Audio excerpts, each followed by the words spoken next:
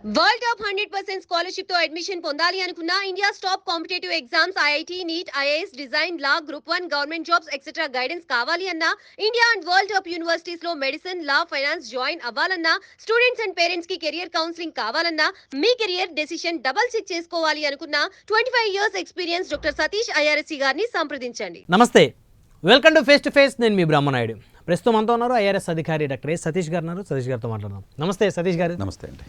So ఈరోజు మన ప్రధానమైనటువంటి టాపిక్, ఇప్పటివరకు మనం అనేక టాపిక్లు డిస్కస్ చేసిన వాటిలో ఐఏఎస్ గురించి, ఐపీఎస్ గురించి, అదేవిధంగా బ్యాంకు ఎగ్జామ్స్ గురించి, లేకపోతే ఐఐటి ఐటీల గురించి పెద్ద ఈరోజు సతీష్ గారు అంటే పెద్ద పెద్ద ఉద్యోగాలే కాదు, చిన్న ఉద్యోగాలు కూడా మనం డిస్కస్ చేయాలి కాబట్టి సో స్వీపర్ ఉద్యోగాలకు కూడా అప్లికేషన్లు విపరీతంగా పెరుగుతామని, కొన్ని రాష్ట్రాల్లో అయితే 50,000 అప్లికేషన్లు వస్తామని, అందులోనూ డిగ్రీలు పీజీలు చేసినటువంటి క్వాలిఫికేషన్ ఉన్నటువంటి ప్రొఫైల్స్ కూడా ఈ స్వీపర్ ఉద్యోగాలకు అప్లై చేస్తున్నారని తెలుసుకొని నిజంగా మైండ్ బ్లోయింగ్ సతీష్ గారు. ఇదేంటి అంటే ఎటుపోతుంది దేశం?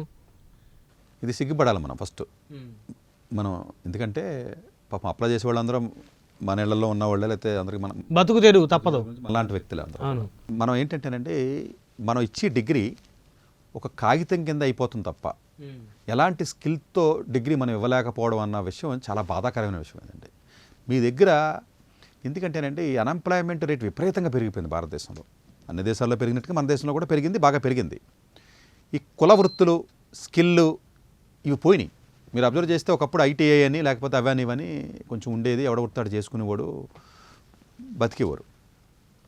ఎప్పుడైతే ఈ కాలేజెస్ లేకపోతే ఇవన్నీ ఇలాంటి ప్యాటర్న్లోకి మనం ఎడ్యుకేషన్ సిస్టమ్, న్యూ ఎడ్యుకేషన్ అనే ఎడ్యుకేషన్ సిస్టంలోకి, మోడర్న్ ఎడ్యుకేషన్లోకి, మోడర్న్ సొసైటీలోకి వచ్చేసాము, మ్యాక్సిమం అందరూ కూడా ఎడ్యుకేషన్ చదివి కొంచెం బెటర్గా అవుదాని ఉద్దేశంతో వస్తున్నారు, తప్పులేదు.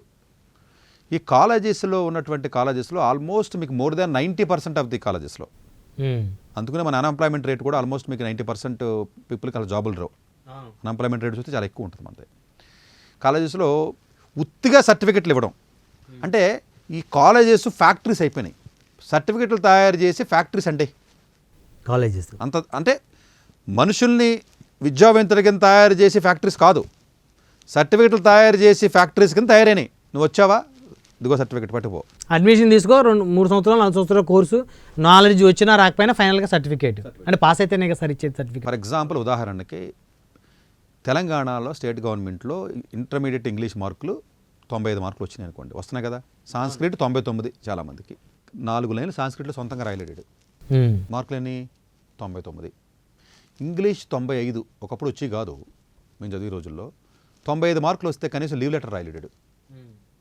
మరి మార్కుల గురించి ఏం మాట్లాడతాం మన ఇద్దరం ఇక్కడికి వచ్చినాయి.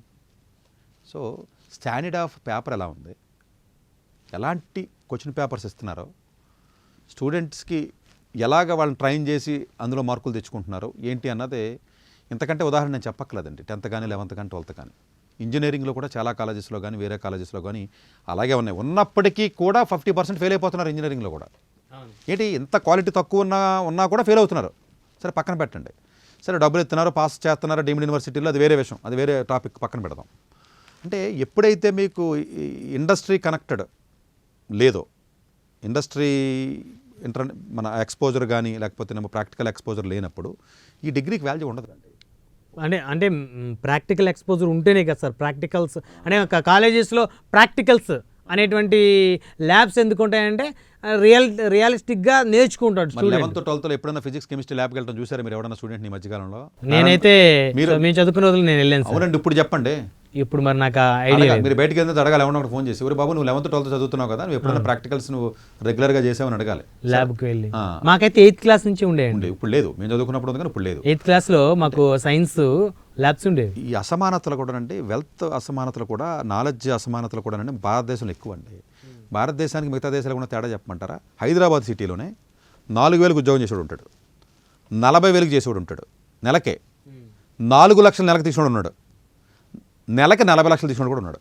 అంటే ఎన్ని రెట్లు అండి? 4,000కి ఎక్కడ, 4 లక్షలు ఎక్కడ, 40 లక్షలు ఎక్కడ. అంటే ఏంటంటే ఇంత వేరియేషను స్కిల్స్లో అంత వేరియేషన్ కానీ, జాబ్స్లో కానీ అంత వేరియేషన్ కానీ, వెల్త్లో అంత వేరియేషను మిగతా దేశాల్లో ఎక్కడ ఉంటుందండి.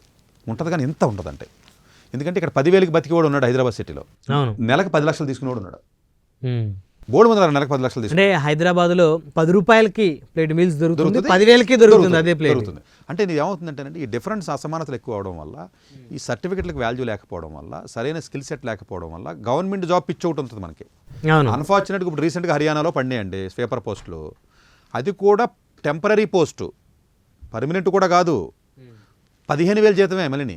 ఏంటి స్వీపర్ పోస్ట్ జీతం మీరు అనొచ్చు 50,000 కదా, గవర్నమెంట్ జాబ్ కదా, అప్లై చేశారేమో 50,000 మంది దగ్గర స్వీపర్ పోస్ట్కి అప్లై చేశారు అంటే అది కూడా 15,000 జీతానికి, అది కూడా టెంపరీ ఉద్యోగానికి. మళ్ళీ అది అప్లై చేసిన వాళ్ళల్లో గ్రాడ్యుయేషన్, పోస్ట్ గ్రాడ్యుయేషన్స్ ఉండడం ఏంటి 6,000 అప్లికేషన్స్ పోస్ట్ గ్రాడ్యుయేషన్ ఉన్నాయని గవర్నమెంట్ అఫీషియల్గా చెప్పింది. ఇది మనం సిగ్గుపడాలి. పోస్ట్ గ్రాడ్యుయేషన్ స్వీపర్ పోస్ట్ ఏంటి, అది 15,000 రూపాయల పోస్ట్కి. చాలా బాధకరం. ఇది చిన్న విషయం, మనం సిగ్గుపడవలసిన విషయమే కదండి. మనం సత్యన్ నాదెండ్ల గురించో సుందర పిచ్చి గురించో మాట్లాడుకుని డబ్బులు కొట్టుకోవడం వల్ల ఉపయోగం లేదండి. ఇంత పెద్ద భారతదేశంలో ఎప్పుడు కూడానండి ఒక 100 మంది 150 మంది 200 మంది 1000 మంది మంచి వాళ్ళు ఉంటారు. ఎక్స్ట్రీమ్లీ టాప్ టాలెంట్ ఉంటుందండి. అది చూసి ఇండియా ముందుకు వెళ్ళిపోతుంది అనుకుంటే అది అమాయకత్వం. అది గవర్నమెంట్ చెప్పుకోవడానికి అంతే. అదేమి ఉండదు. ఈ కింద ఉన్నవాడు ఎప్పుడు కింద ఎడుతున్నాడు. ఆ పైన ఉన్న కొంతమందిని చూసి మనం గొప్పగా చెప్పుకోవడానికి, మనం సోషల్ మీడియాలో మాట్లాడుకోవడానికి తప్ప రియల్గా వచ్చేది ఏముండదండి. అంత అలా లేదండి మీకు. అంతే కదండి. ఇంత పెద్ద 150 కోట్ల జనం ఉన్న దేశంలో ఎందుకుంటారో కొంతమంది. దాన్ని భారతదేశం గొప్ప ఏంటిది? చిన్న దేశాలు కూడా ఉన్నారు. సౌత్ కొరియా వెళ్ళండి, ఎందుకంటే చిన్న దేశమే కదా. ఉక్రెయిన్ వెళ్ళండి, యుద్ధం జరుగుతున్నా. ఉక్రెయిన్ వెళ్ళండి, ఇజ్రాయెల్ వెళ్ళండి, యుద్ధం జరుగుతున్నా. ఇక్కడ ఎంతమంది అయితే టాపర్స్ ఉన్నారో అంతమంది పర్సంటేజ్ వేసుకోండి. పర్సంటేజ్ తీయాలి. 150 కోట్లు ఎంతమంది చూస్తే దానికంటే హైయెస్ట్ పర్సంటేజ్ ఉంటుంది. Least percentage of top most people ఎవరైనా ఉన్నారంటే మనమే. చాలామంది భారతదేశంలో గొప్ప వ్యక్తులు ఉన్నారు, నాలెడ్జ్ ఎక్కువ ఉన్న వాళ్ళు ఉన్నారు, చాలా తెలివైన వాళ్ళు. భారతదేశం ముందుకెళ్తుంది అంటే అమాయకత్వం. పర్సంటేజ్ కట్టడం రావక జనాలకి. అలాగే పర్ క్యాపిటా ఇన్కమ్ అంటారండి. భారతదేశం 5వ పెద్ద ఎకానమీ అని చెప్పి గవర్నమెంట్ చెప్పుకుంటుంది. 5వ పెద్ద ఎకానమీ అంటే 150 కోట్ల జనాభాలకి 4 ట్రిలియన్ బడ్జెట్ని మీరు డివైడ్ చేస్తే 3,000 కూడా రాదు డాలర్స్. మీకు అర్థమైందా? ఎకానమీ టోటల్ బడ్జెట్ చూస్తున్నారు మీరు పొలిటికల్గా. అవును. టోటల్ బడ్జెట్ చూడటం వల్ల మీకు పెద్దది కనపడుతుంది. 150 కోట్ల జనానికి ఆ బడ్జెట్. అది పక్కన ఉన్న యూకే ఉంది, అది రిసెషన్ వచ్చింది, ఇబ్బంది పడుతుంది. అయినా కూడా మనకంటే ఎక్కువ బడ్జెట్ ఉంది. అది 6 కోట్లే కదా. జర్మనీ ఎంతమంది ఉన్నారండి? మొత్తం కలిపితే 8 కోట్లు కూడా ఉంటారండి జనం వాళ్ళు. వాళ్ళ డివైడ్ చేస్తే $60,000 వస్తుంది మనిషికి. ఏంటి పర్ హెడ్ ఇన్కమ్ US డాలర్లో 50,000 $60,000 అండి. ఏంటి మీ జర్మనీ కానీ ఇంకోటి 40,000 50,000 60,000 70,000 ఉంటుంది. మనది వచ్చేసరికి $3,000.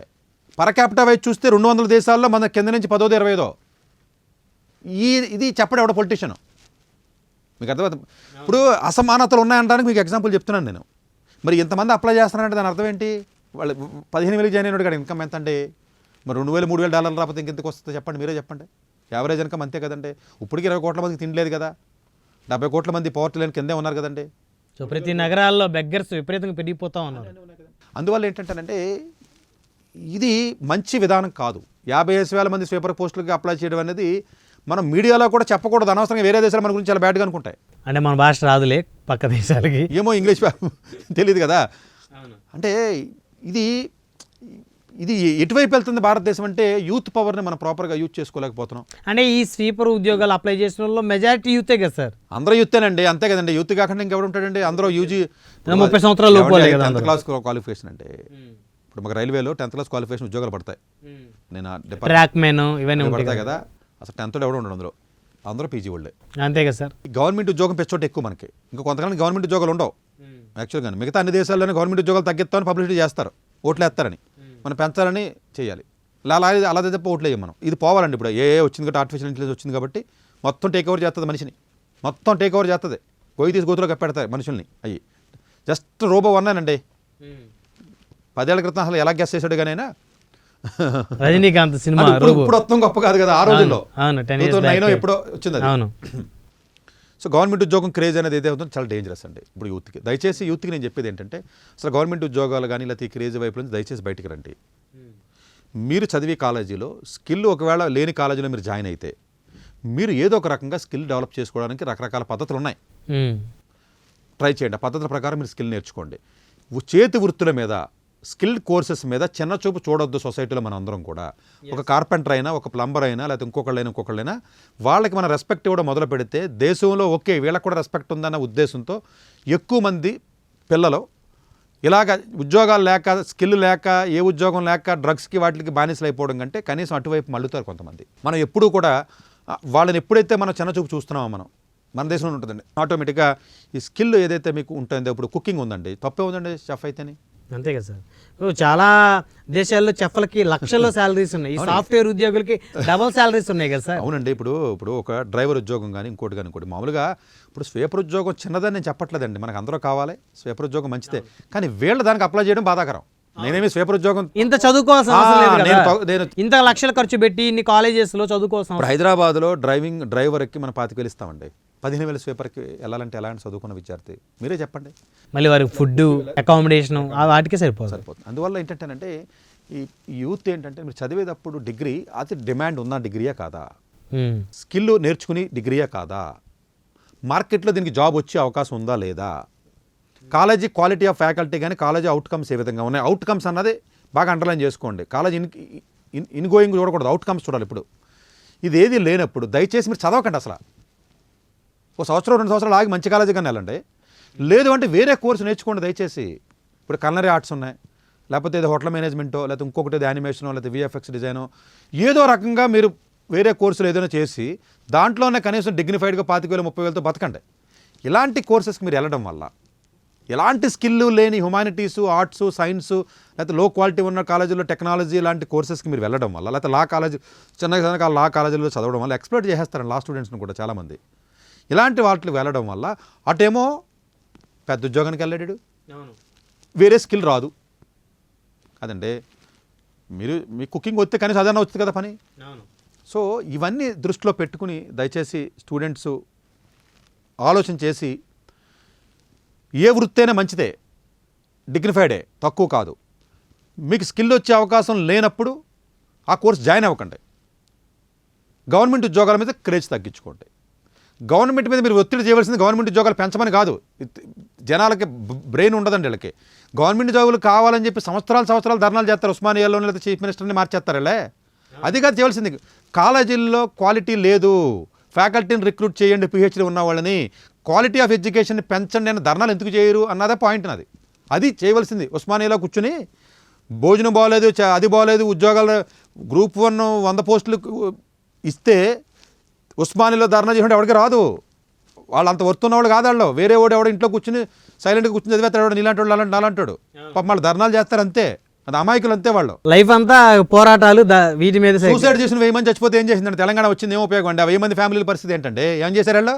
ఏం చేయలేదు. 10 ఏళ్ళు వచ్చిన కేసీఆర్ గవర్నమెంట్ ఏం చేసింది? వాళ్ళు చచ్చిపోయారు అంతే. స్తూపం ఒకటి కట్టారు అంతే. వాళ్ళ ఫ్యామిలీలో నువ్వేమైనా పోషింతావు వెళ్ళి మరి అంటే రెచ్చగొట్టేసి చేయడం వల్ల, ధర్నాలు చేయడం వల్ల పొలిటికల్గా తప్ప ఉపయోగం. మీరు అడగవలసింది క్వాలిటీ ఆఫ్ ఎడ్యుకేషన్ పెంచండి, ఫ్యాకల్టీ రిక్రూట్ చేయండి, కోర్సులు సిలబస్ని మార్చండి, మాకు ప్రాక్టికల్ ట్రైనింగ్ యాడ్ చేయండి, స్కిల్ మాకు పెంచండి, హాలిడేస్ తగ్గించండి. ఇలాంటివి మనం అడగాలండి గవర్నమెంట్ని. అవును. సో అలాంటి ఆలోచన విధానం ప్రజల్లో మార్పు రావాలని నేను కోరుకుంటున్నాను. అంటే ఇలాంటి పోస్టులకి ఇన్ని వేల మంది, లక్షల మంది అప్లై చేయడం అనేది చాలా సిగ్గుచేటు. ఒక చదువుకున్న వ్యక్తిగా మనం నిజంగా చాలా బాధాకరమైన విషయం. అవును. ఇది ఇలాంటివి ఎక్కువ రిపీట్ కాకుండా ఉండాలని మనం కోరుకుందాం. ధన్యవాదాలు సతీష్ గారు. డాక్టర్ ఏ సతీష్ గారు ఏపీ తెలంగాణ విద్యార్థులకు సుపరిచితమైన పేరు. సతీష్ గారు 2001 యూపీఎస్సీ పరీక్షల్లో ఉత్తీర్ణులై ఇండియన్ రైల్వే విభాగంలో ఉద్యోగం సాధించారు. సతీష్ గారు చదివిన చదువులు engineering, M Tech, MBA, executive MBA, MSc, MBA HR, MA psychology లాంటి పోస్ట్ గ్రాడ్యుయేషన్ డిగ్రీలతో పాటు డాక్టరేట్ కూడా చదవడం జరిగింది. డాక్టర్ సతీష్ గారు నిరంతర విద్యార్థి. అలాగే సతీష్ గారు పలు ప్రతిష్టాత్మక కాంపిటేటివ్ పరీక్షల్లో యూపీఎస్సీ నిర్వహించే సివిల్ సర్వీసెస్ పరీక్షల్లో 159వ ర్యాంక్, అలాగే ఇంజనీరింగ్ సర్వీస్లో 24వ ర్యాంక్, గేట్ ఎగ్జామ్లో 4వ ర్యాంక్, క్యాట్ ఎగ్జామ్లో 99.8%, జీమాట్ ఎగ్జామ్లో 760 స్కోర్, ఇలా పలు కాంపిటేటివ్ ఎగ్జామ్స్లో మొదటి ప్రయత్నంలోనే ఎన్నో ర్యాంకులు సాధించారు. ఇన్ని క్వాలిఫికేషన్స్, డిఫరెంట్ కాంపిటేటివ్ పరీక్షల్లో ర్యాంకులు సాధించిన వ్యక్తులు మన ఇండియాలో చాలా అరుదని చెప్పాలి. ఇలాంటి అకాడమిక్ల పరంగా, కాంపిటేటివ్ల పరంగా ఇన్ని ర్యాంకులు సాధించడంతో పాటుగా గవర్నమెంట్ ఉద్యోగం చేస్తూ పలు అవార్డులు తీసుకున్నారు. సతీష్ గారికి జనరల్ మేనేజర్ అవార్డు జోనల్ లెవెల్లో, ఆల్ ఇండియా లెవెల్లో నేషనల్ లైఫ్ టైమ్ అచీవ్మెంట్ గుర్తింపులు దక్కాయి. అప్రిసియేషన్ ఆఫ్ ప్రెసిడెంట్ ఇండియా నుంచి గానీ, life time Sevashree award from Andhra Pradesh మంత్రుల నుంచి అందుకున్నారు. వీటితో పాటు పలు రకాల అవార్డులు అందుకున్నారు. ఎన్నో ప్రతిష్టాత్మక ఆర్గనైజర్స్ సంస్థలో పర్మనెంట్ మెంబర్గా ఉన్నారు. కష్టపడి పైకి వచ్చిన వ్యక్తి కావడం వల్ల గత 20 సంవత్సరాల నుంచి ఎంతో మంది చిన్నపిల్లల దగ్గర నుండి 5, 6 తరగతి విద్యార్థుల నుంచి పెద్ద పెద్ద పీజీ, పీహెచ్డీ కాలేజీలకు వెళుతూ విద్యార్థులకి అవగాహన కల్పిస్తూ ఉంటారు. ప్రతి విషయంపైన డాక్టర్ సతీష్ గారు స్పష్టమైన అవగాహన కలిగి ఉన్నారు. డాక్టర్ సతీష్ బలంగా నమ్మే సూత్రం ఏంటంటే అవేర్నెస్ ఈజ్ ఎవ్రీథింగ్. మనిషికి అవేర్నెస్ ఉంటే ఏదైనా సాధించగలరు. ఒక్క మోటివేషన్తోనే కాదు, ఏది చెయ్యాలి, ఏది చేయకూడదు, ఎలాంటి డెసిషన్ తీసుకోవాలనే విషయాలపై, ముఖ్యమైన విషయాలపై అవగాహన కల్పిస్తూ ఉంటారు. అలాగే గవర్నమెంట్, ప్రైవేట్ జాబ్లే కాకుండా ప్రపంచ దేశాల్లోని జాబ్స్పై కూడా అవగాహన కల్పిస్తూ ఉంటారు. ఉద్యోగాలతో పాటు పెద్ద చదువులైన ఐఐటి వంటి వాటిపై సెషన్స్ నిర్వహిస్తూ ఉంటారు. ఇప్పటి వరకు 3 లక్షల సెమినార్లు ₹1 తీసుకోకుండా ఉచితంగా నిర్వహించారు. ఇందులో భాగంగా మన ప్రైమ్ 9 ద్వారా విద్యార్థులకి మోటివేషన్ ఇవ్వడానికి మీ ముందుకు వస్తున్నారు డాక్టర్ సతీష్ గారు.